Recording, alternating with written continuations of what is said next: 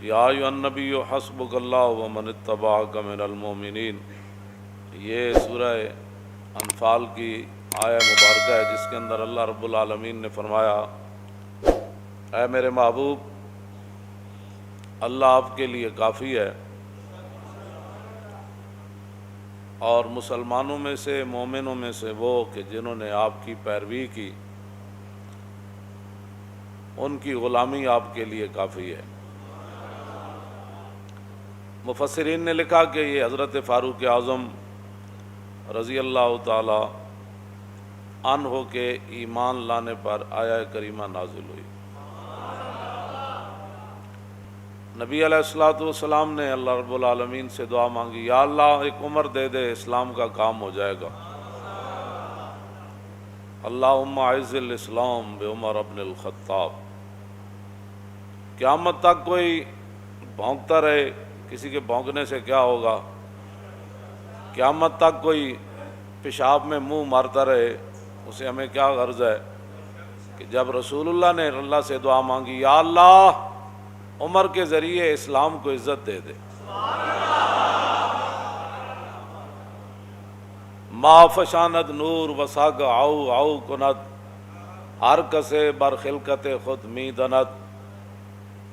پوری دنیا اور زمین آسمان اور کائنات کا ہر ذرہ حضرت عمر کو جانتا ہے، ان کی غلامی کو بھی جانتا ہے، رسول اللہ کے ساتھ وفاداری کو بھی جانتا ہے، اور رسول اللہ کے دین کا جو انہوں نے کام کیا ساری دنیا جانتی ہے، پہاڑ بھی جانتے ہیں، اور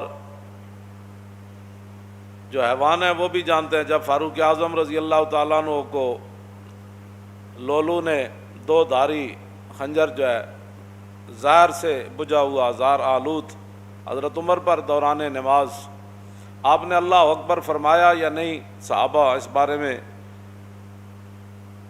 واضح طور پر یہ بات ارشاد نہ فرما سکے کہ حضرت عمر نے اللہ اکبر فرمائی یا ابھی ہاتھ ہی اٹھائے تھے تو اس نے آپ پر حملہ کر دیا دوران نماز، تو آپ کا جسم مبارک جو ہے وہ کٹ گیا اور آپ مصلی رسول کے ساتھ ہی گر پڑے۔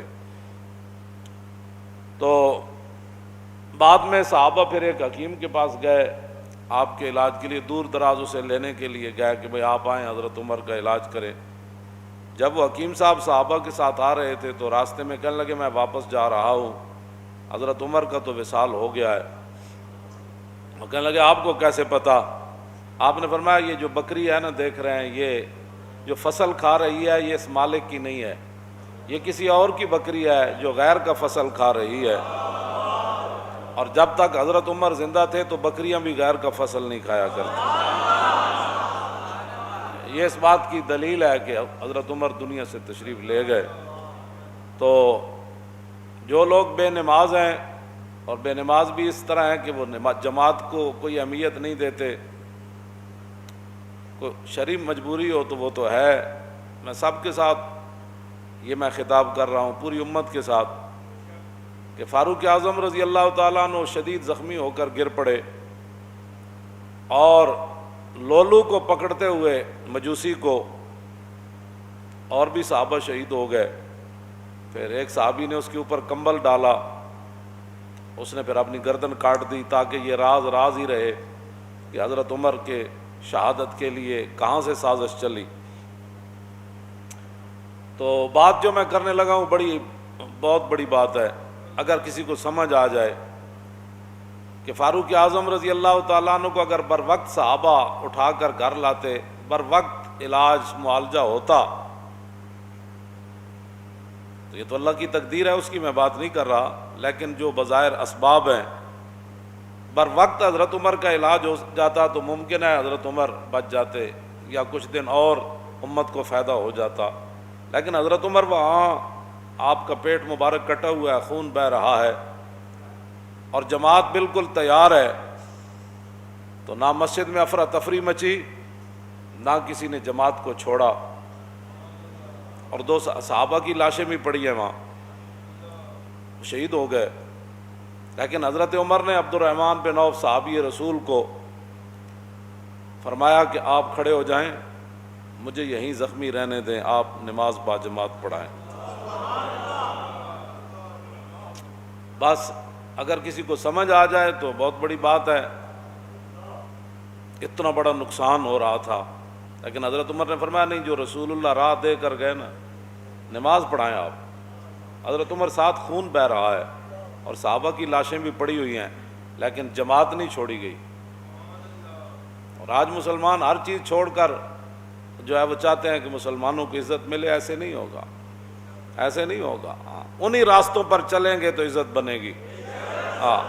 باطل نظریات اور باطل فلسفوں پر اسلام کی عمارت کبھی بھی تعمیر نہیں ہوگی، چاہے وہ سارا پاکستانی یونیورسٹیاں بن جائے اور ساری تسبیح لے کر بیٹھ جائیں، ایسے کبھی بھی نہیں ہوگا۔ راستے وہی ہیں جن پر صحابہ چلے، مستند راستے وہی مانے گئے جن سے ہو کر تیرے دیوانے، بس۔ اور لوٹ آئے جتنے فرزانے گئے، اور تاب و منزل صرف دیوانے گئے۔ مستند راستے وہی مانے گئے۔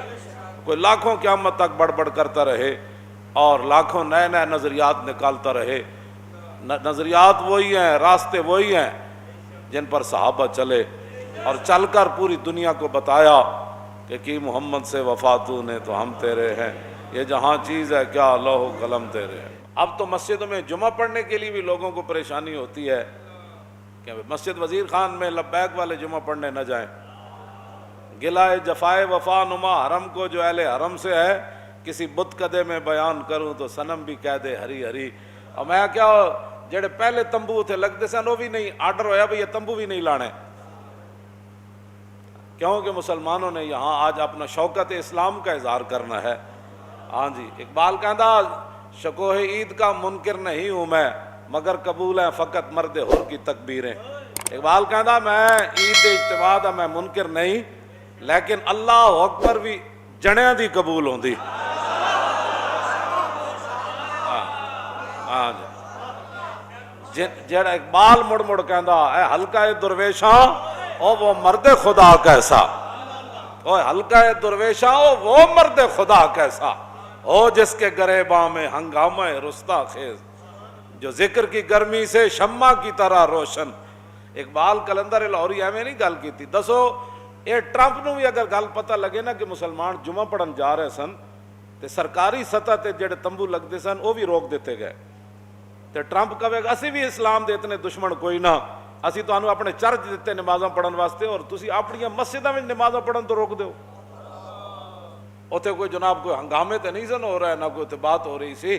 دسو تسی شاعر دا میں جڑا شعر پڑھیا نا او دا معنی اے وے کہ جو کچھ مسلمان اسلام نال کر رہے ہیں نا، میں کسی بت کدے وچ جا کے کہاں کہ وزیر خان مسجد وچ لوگوں نو سہولت نماز واسطے نہیں دیتی گئی، اور لوگوں نو پکھے نہیں لا کے دیتے گئے، دریاں مسلے نہیں بچھائے گئے، تمبو نہیں لایا گیا، اس گرمی وچ پانی دا کوئی انتظام نہیں کیتا گیا، تے شاعر کہندا جے میں کسی بت کدے وچ جا کے بیان کراں نا کہ کلمہ پڑھن والےاں جمعے والے دن اے حال کیتا ہے، تے پھر بت بھی کہہ دے واہ واہ بھائی کیا بات ہے تھوڑی، واہ واہ بھائی مینوں منن والے تے پھر بڑا کچھ کردے ہیں تے تسی وحدہ لا شریک نو من کے اے کر دیو۔ بہرحال اپنے آپ امت مسلمہ جب تک نہیں بدلے گی ایسے ذلیل برباد ہوتی رہے گی۔ راستے وہی ہیں جن پر حضور کے غلام چلے۔